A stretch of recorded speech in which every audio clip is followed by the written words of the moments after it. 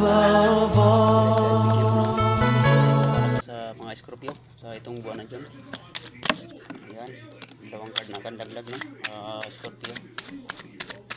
Kuha lang po tayo dito ng tatlong card Scorpio. Spirit guide, bigyan ko ng danisay po para po sa mga Scorpio. Isang card lang po, Spirit guide, bigyan ko naman ng mensahe para po sa mga Scorpio sa buwan ng June. Ayan, naglipad na. Ayan.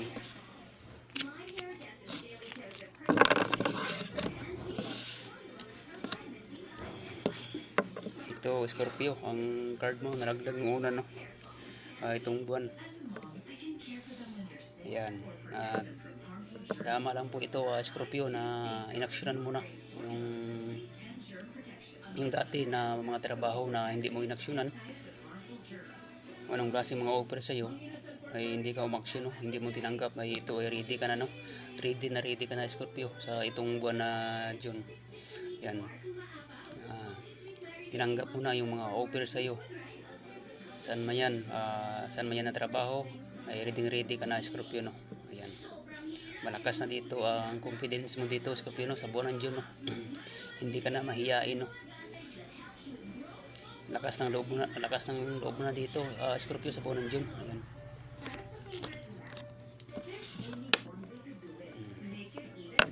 Ito Scorpio, ang pangalawang card mo. Ano bang dati ang pinoproblema mo Scorpio? Huwag ka daw magproblema dito Scorpio, dahil ay ito naman mayroon offer sa iyo, you know? May offer sa iyo dito, may isang caps pa dito, may nagbigay sa iyo ng offer, kaya tanggapin mo dito Scorpio. Dahil dito naman ay ready ka naman, lakas na naman dito ang confidence mo, no? Ayan, bumalik na naman ang confidence mo dito, kaya tanggapin mo dito Scorpio sa itong buwan na June. Pag tinanggap mo yan Scorpio, ay ito kapalit Scorpio, no? Lahat ng mga wish mo ay parating na, ibigay na sa iyo ni God. Wish come true. Ayan, tanggapin mo yan Scorpio, ang ino-offer sa iyo. Ayan,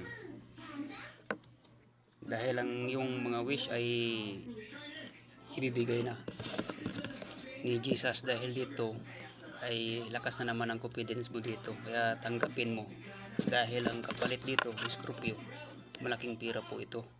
Ayan, hanggang dito lang po tayo Scorpio, no? Ingat po kayo palagi. God bless you more po sa inyo lahat mga Scorpio.